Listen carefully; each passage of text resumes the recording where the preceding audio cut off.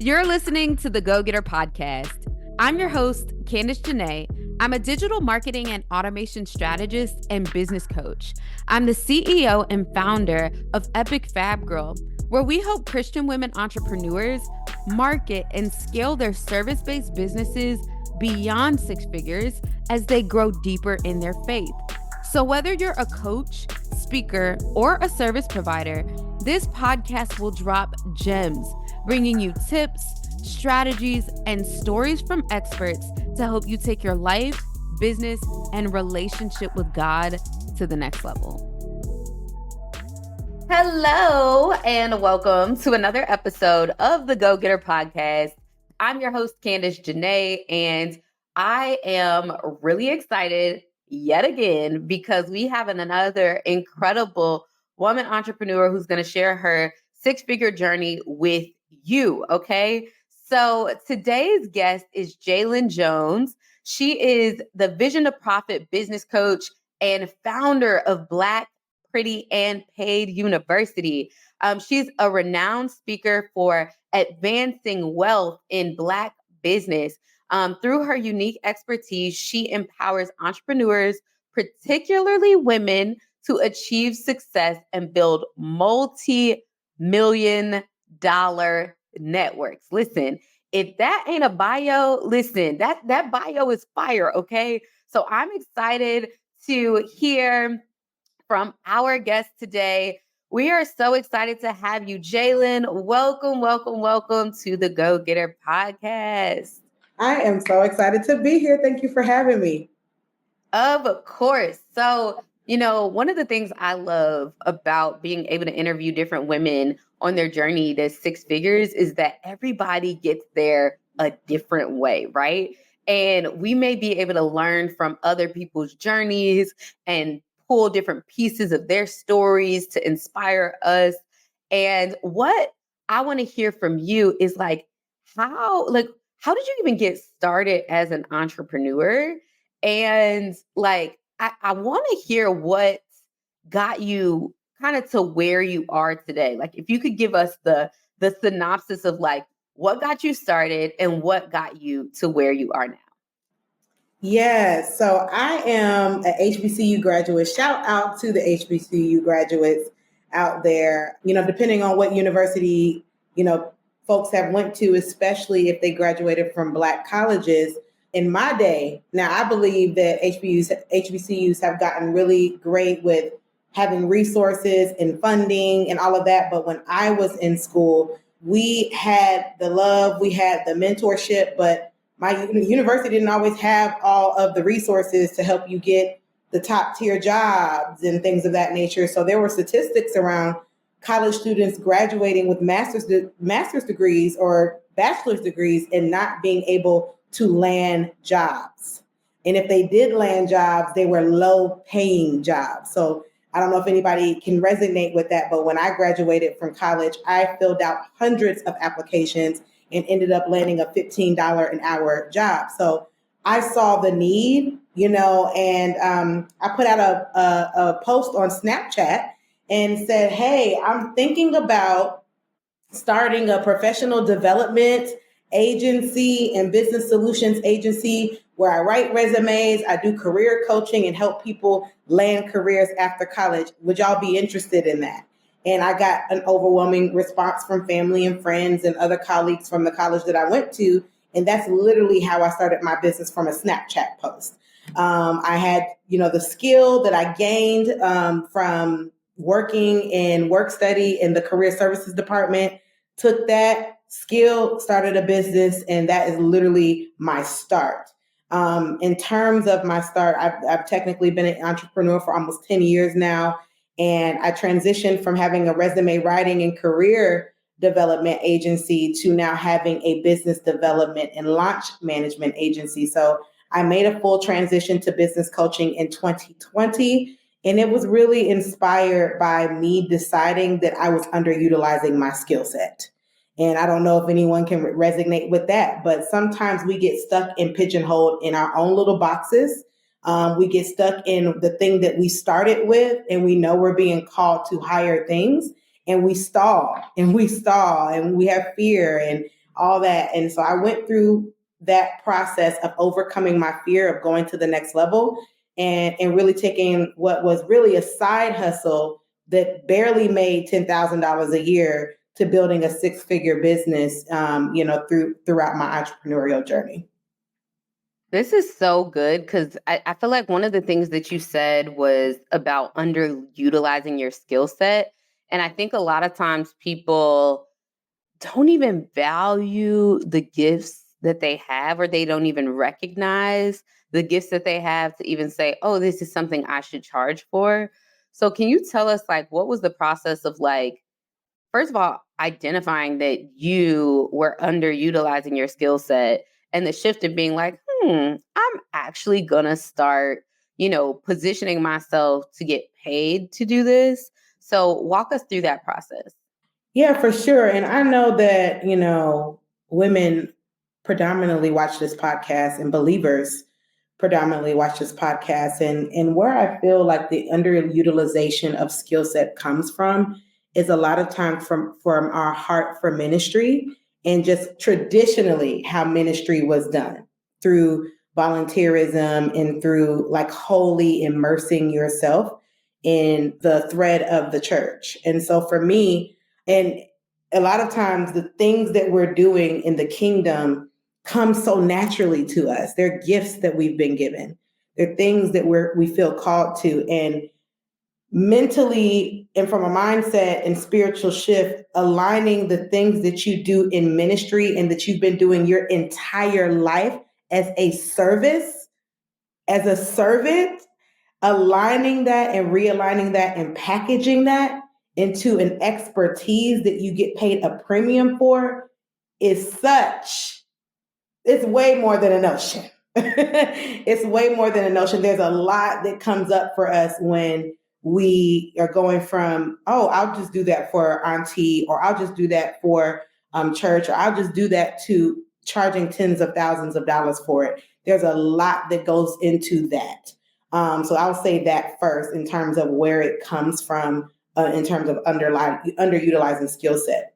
Another thing is, I just feel like a lot of times as service-based business providers and as entrepreneurs, we respond to the needs of our customers and what they're asking us for.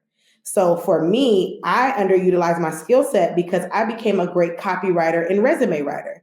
Even though I had a business solution side of the business, even though I always was fascinated with entrepreneurship, when the customers kept coming to me for resume writing, right? That's the thing that I began to do the most of. And I realized I'm in a cycle now, and I'm not doing what I love. I'm doing what people want from me.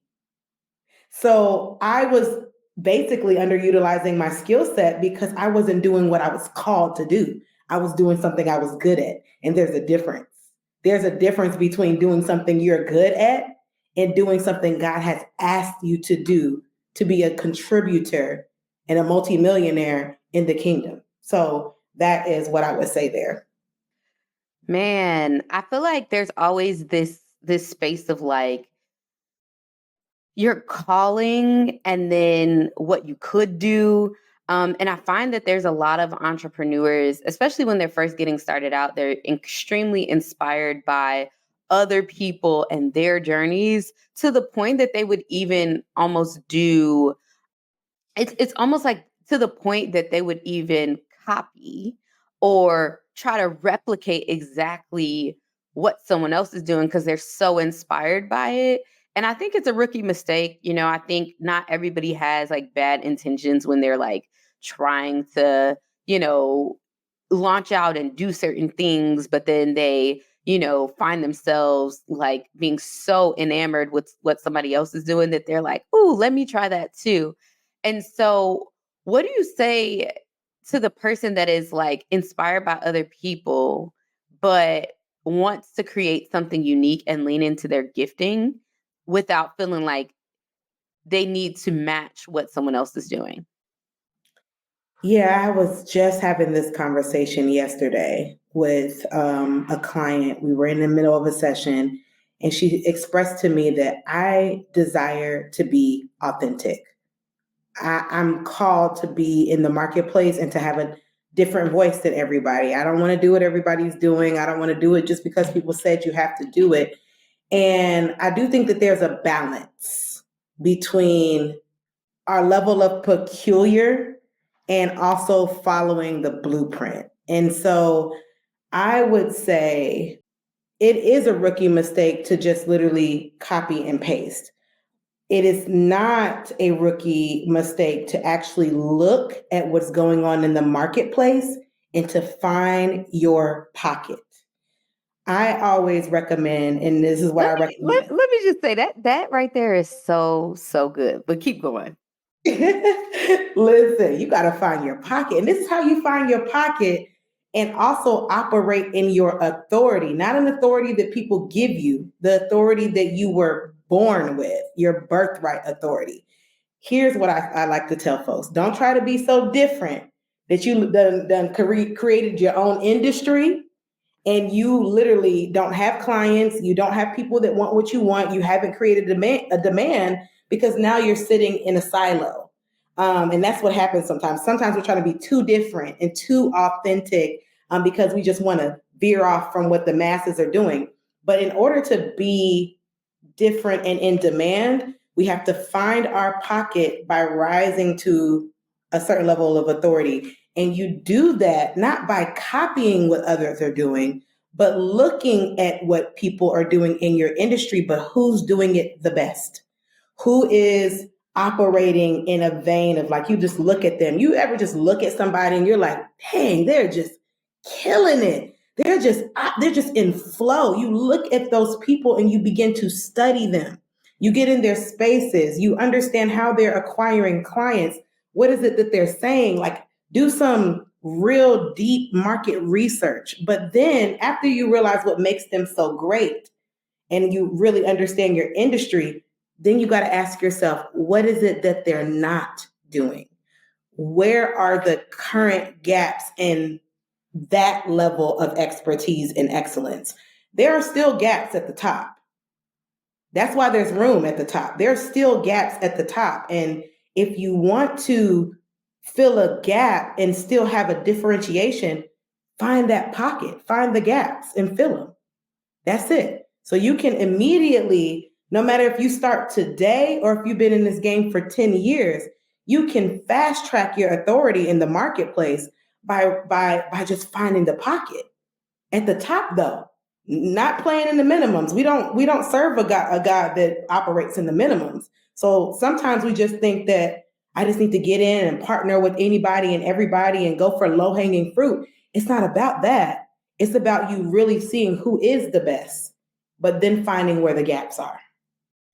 And I think that's great business advice, right? Like, I have my MBA, and one of the things that we focused on in school was studying not just your SWOT analysis, which was like your strengths, weaknesses, opportunities, and threats, but also studying your competitors, right? Like, and it's not about studying your competitors or even the people that inspire you to do exactly what they're doing. It's like, let's see what is working, why it's working, and what I can maybe do that is different.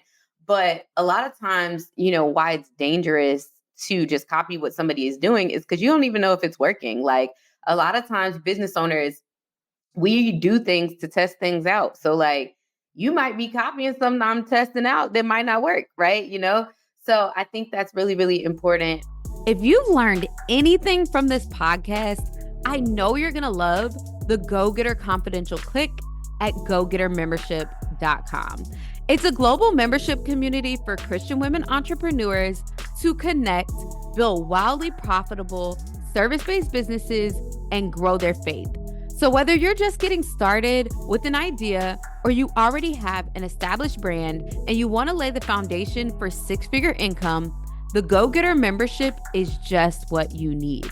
With expert masterclasses, monthly prayer, and tons of courses and downloads, your business will be better because of it. Entrepreneurship isn't easy, but this community will help you go from feeling stuck to clear and motivated. Join today at GoGetterMembership.com and save 50% off your first 3 months when you use code podcast at checkout. We'll see you inside. And so now I really want to get into your story and your journey to six figures. So, you said you've been in business for almost 10 years at this point. And I want to know between like the year that you started your business to the year, like when was the first year that you made your first six figures? What were you selling? What was the price point? Who were you selling it to? Like, tell us all the details of that. Yes, my first six-figure year was in 2022, if my memory serves me correctly. When I shifted into Black Pretty and Pay. Black Pretty and Pay was founded September 20th of 2020, and it took me 18 months to make my first six figures. The reason why I highlight that it wasn't a year is because I think that's something that we get caught up in is, oh, did I do it in a year? It took me 18 months to make my first six figures in my business. But when we look at the statistics of Black-owned businesses, 8 out of 10 Black-owned businesses, and this is a statistic from a while ago, so it may be different now, but 8 out of 10 Black-owned businesses fail within the first 18 months. So if I was able to cross the six-figure mark in 18 months, I'm celebrating that.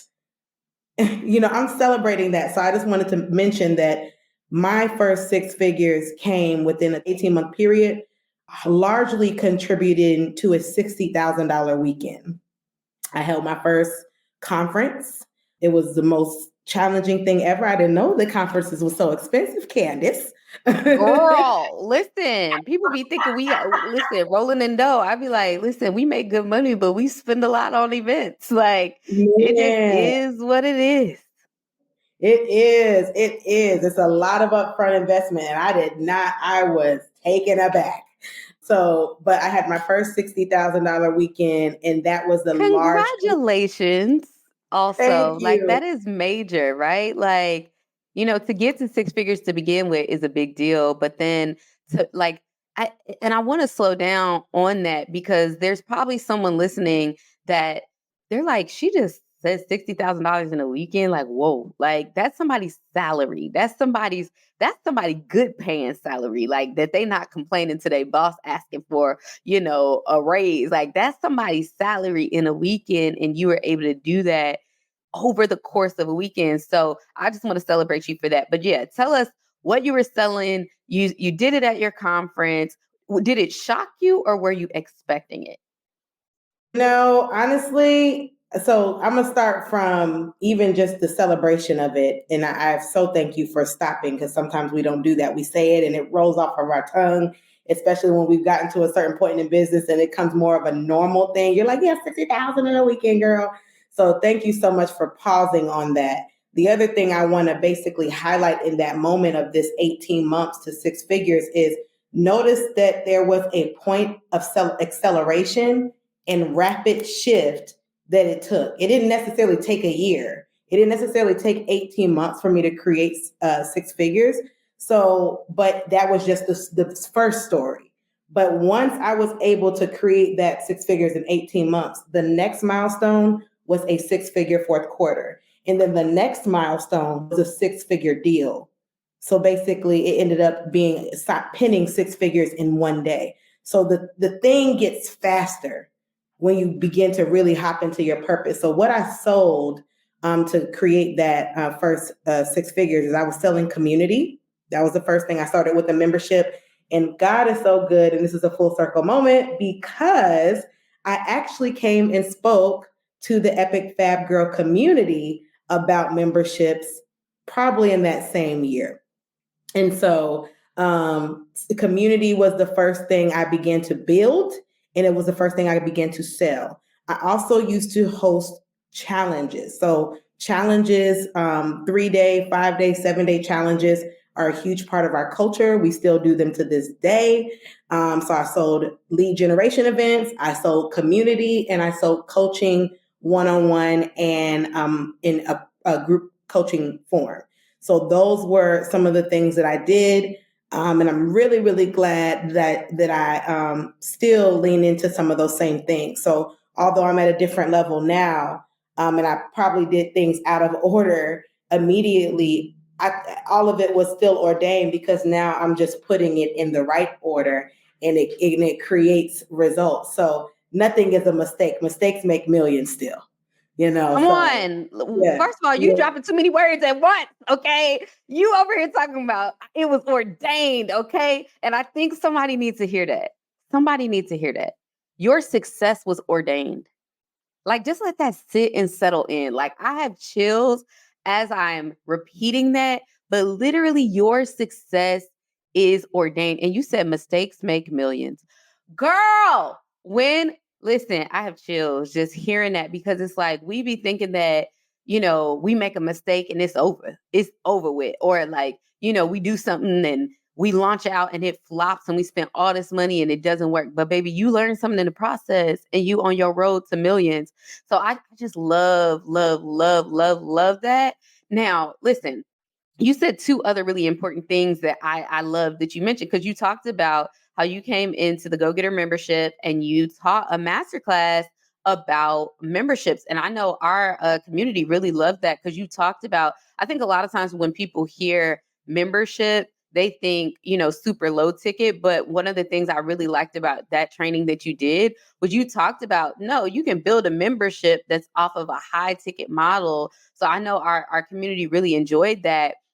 But I want to dig deeper into something else that you said. So you said that you utilized challenges to basically make money in your business. And that's something that we teach our clients in our Launch and Profit Accelerator, which is how to leverage, challenges, events, and, what else? Like boot camps, webinars, and things like that to basically build their audience and make sales. So I want to know, like, with the things that you were selling, talk to us about the price point that you were selling things at. And also, like, what was your process for, now you ain't got to tell us what your clients pay you for, but tell us like the high level view of like how you were leveraging and marketing the services that you were offering to get to that six-figure mark. Yeah. And again, like God, I'm gonna have to watch this as a replay because I'm like, wow, the Come success on. really was ordained. Everything. So powerful. And in terms of, and I done lost it because I'm over here going into the distance of everything that we said. Repeat your question for me so I can make sure I answer Listen, it. so I want to know what you were selling, like in terms of the things that you were selling, the price point that you were selling them at, and like how you were going about marketing them. Perfect. Thank you so much. So when we launched September of 2020, we launched with a 7-day challenge. And I think the offer that we had at that time was a 90-day group coaching program. So we went through the 7-day challenge and we sold the group coaching program at the end. And I think it was like called 20K Slay or something, like it was something, child. Whatever it was, it sold. And we built deep relationships with the women that we had. So we utilized the challenge to pull people into a Facebook group. And that group actually was the foundation of building community. So Black, Pretty, and Paid became known for being this space where you really can come and be in community with a multi-generational, multi-talented, and just women at different levels. Some women at $0, some women at $250. So it was a really amazing space. The price point that we sold for couldn't have been more than $1,000. I don't remember it being more than $1,000. We weren't yet, I don't even think I really understood the difference between high and low ticket at that time and all that stuff and premium pricing and premium offers. I didn't have all that. And again, check that out. You don't have to start with all the things and knowing all the things. I didn't know, about pricing and packaging and all of that as deeply as I understand it now, but I had to get started. So I want to back up to Candace and tell you this, and hopefully this sets somebody free who thinks free master classes and challenges don't work. My business was built out of joining someone's free master class. It was a 10-day master class. I built Black, Pretty, and Paid in a free master class. So when you look at how people are doing things, I just want to point that out. I saw an ad from Dr. Sade Why I Do, shout out to her. I saw an ad. It said, hey, beautiful, whatever people, click this. I'm going to teach you X, Y, and Z. I clicked that. I joined that master class. I built Black, Pretty, and Paid. And I also created the idea for launching with a challenge because that was one of her skill sets. And we just continued to do that. We sold community, we sold memberships, we sold group coaching from anywhere from as low as free. I did free community at first before I began to charge for it. So we did free first, then we began to charge like $97 a month for it. And then I shifted it into a $3,000 a year investment on top of still one-on-one coaching. I did predominantly all of my marketing on Facebook. Now I'm trying to get like Candace, y'all. She got the Instagram on lock. So I am trying to get over there. Y'all pray for me. But I've been on Facebook for over 10 years and I'm committed to making millions on Facebook. So I do predominantly stay there. I do a lot of long form copy. I do a lot of live video. Whether I got 2 people on, 0 people on, or 14 people on, we still make 6 figures on live and on live replay. And I've built a very small email list. And I've mentioned these things because, again, if you're discouraged about not having many followers, and if you're discouraged about not having a huge email list, if I tell y'all how small my email list is, you're going to be like, Jalynn, what are you doing over there? Email list is small. My following is currently small, not for long, but it's currently small. But I'm using what I have organically. Girl, that's a word. That is stewardship. That is stewardship. And when God sees how we steward small audience, what do you think he's going to do? Come on. So I'm just stewarding I have a saying, I go for the one until the millions come. So if I only got one person on live, that's okay. I'm going to talk to that one person like it's a million people in the room. So set somebody free today, please. Listen, because you don't need a whole bunch. All you need is a few. That's all. That's all. And super serve the few. And it's going to turn into many. So that's what we've used organic marketing predominantly. If we started in 2020, this is year 4 for us. In year 4, as we've had multiple 6-figure years now, we're finally at the point where we're ready to start running ads. We've created signature digital products that can sell by themselves without me having to super serve. So I do want to mention that I know a lot of people want to jump out the gate and create things, but I feel like digital products are a duplication of you. And if you're going to create something, you need to create it from practice and expertise and evidence. So now I have a digital product that just released called the Revenue Accelerator. It is a high-level workbook and a course companion, but it's literally a compilation of all of what I've done in a product. Now we can put ads behind that. Now we can utilize that as leverage to take away from the manual labor that I've done, but I put in the work. So I do want to definitely make sure that I say that in terms of what I've done, how I've marketed. I've manually done the things that many people have said not to do, like one-on-one coaching, like having memberships and community, like doing things for free, like having small audience. Like I'm utilizing what I have to get to where I need to go. I love the theme of all of this is just stewardship. Like the Bible talks about when we're faithful over few, he'll make us a ruler over much. And that's what it looks like. That's what it looks like. Do what you can with what you have, with the audience that God has given you. And you've broken it down so beautifully to show us that you can take your skill set, leverage it, grow an audience. It don't have to be a massive audience, but you can make good money from it with your pricing. And so I want to know, as we get ready to close out, this has been so incredible. What would you say to the woman who is afraid of going after her next big thing? I would ask her, is she more afraid of being where she is currently next year for the rest of her life than she is of operating in her assignment? I'm afraid of looking up in 2024 and it's 2025 and I'm still in the same spot. I'm terrified of that. And I think when we really, really go beyond just saying stuff, because I'm getting out of just saying stuff, I'm starting to sit with stuff that I'm saying. When you really just sit with the thought of being in the same spot 365 days later, and we have a limited time on earth, a very exclusive amount of time on earth, that is one thing I would tell that woman. I would also tell this woman that, and I don't want this woman to feel burdened or pressured by this, but there's people literally connected to your obedience. They can't be set free if you're not obedient. Whether it's a generational path or there are people around there's someone on the other side of the planet right now that is depending on your obedience. When you're a believer, it's different for us. It's a little heavier for us. I literally just posted about this yesterday.